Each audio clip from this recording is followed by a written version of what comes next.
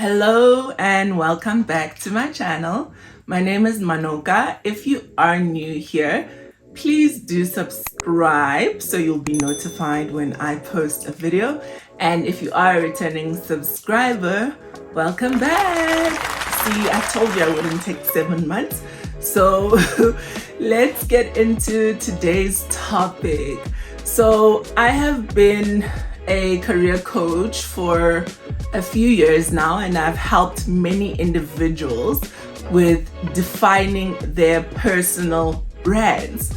So that is what I want to chat to you guys about today, is a short video just about your personal brand and things that you need to start thinking about.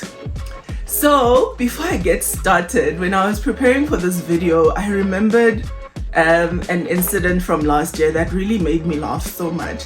So when I resigned from my previous job, I had to have a lot of interviews with my bosses. So I worked in a structure where I had a lot of bosses.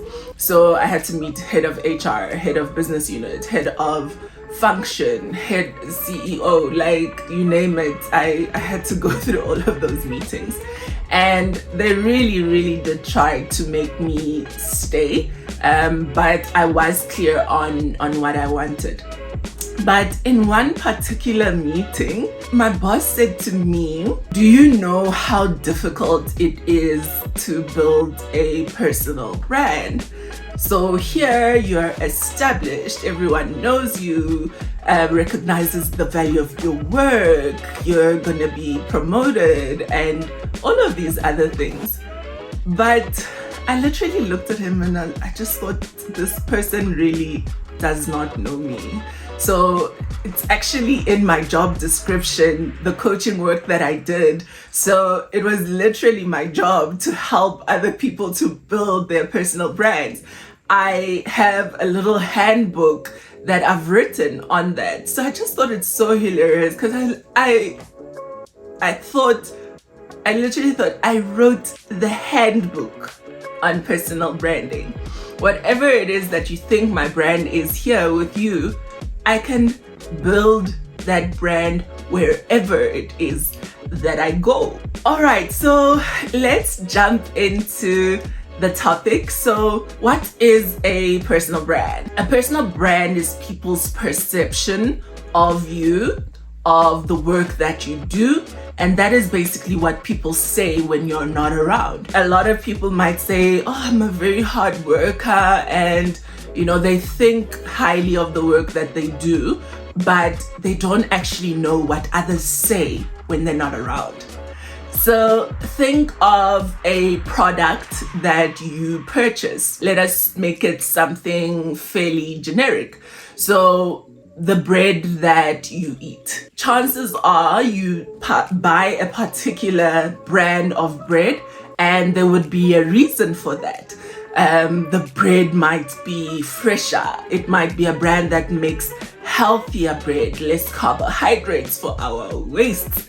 So whatever the reason is, there's something that makes you return to that particular brand. So when you're in the service industry, or thinking as yourself as an individual because you provide a service or value to your employer or your customers, if you're an entrepreneur, what then is your personal brand? And a lot of people don't know. So that is something that we need to work on and be conscious of. All right, so what are the advantages of having a visible, strong personal brand? Number one, you are perceived to have more value and different. So whatever profession it is that you are in, no matter how highly skilled it is. So for me, I'm a chartered accountant, but there are thousands of other chartered accountants. So what makes me different? So when you work on your personal brand, you're actually able to show people the value that you produce versus another person with exactly the same qualification as you. Number two, I'll never let you guys down.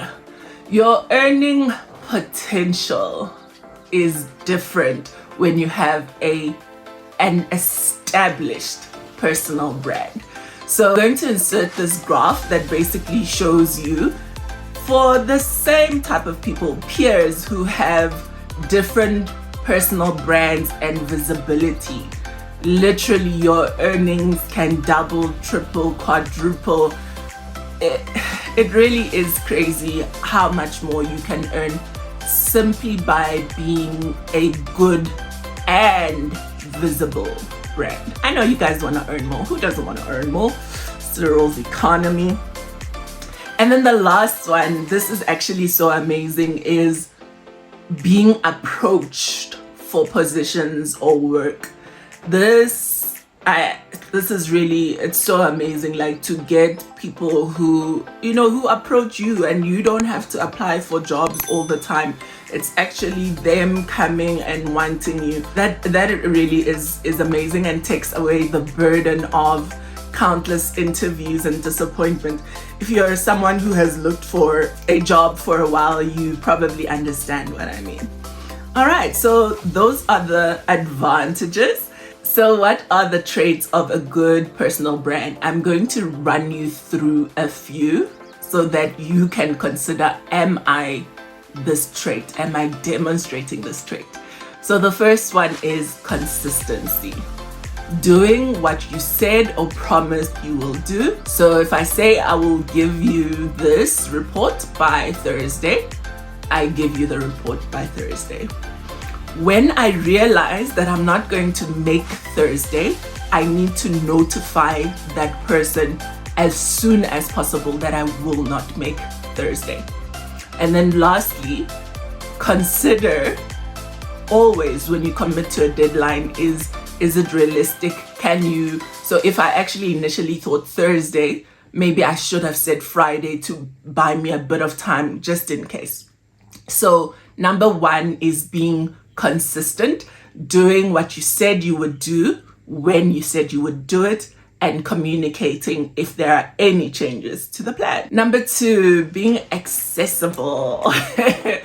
So you do not need to take calls 24 hours a day, but people need to be able to reach you during whatever is considered as working hours. And it's not acceptable. I worked in an environment where we had work phones, and people would turn off their work phones or say, I don't know where my work phone is, or it hasn't been working for a year.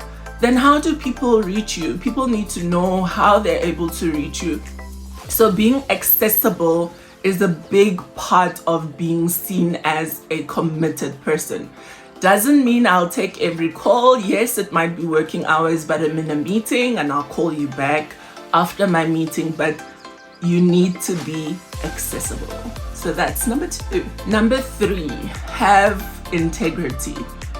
Now, integrity will mean different things to different people, but be honest, be a good person. That's very important.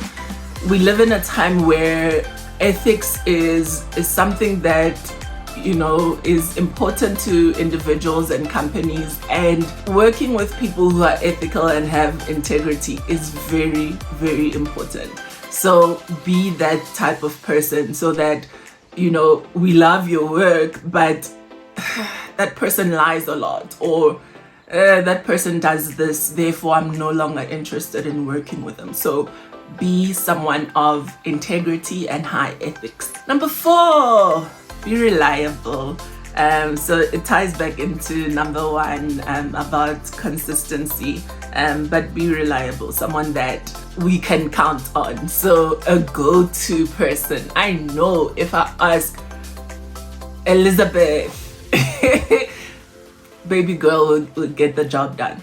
But also remember, once you are someone who's seen as reliable, people can take advantage of you. So maintain your boundaries, but be someone that is trusted. The next one is communication. Communicate.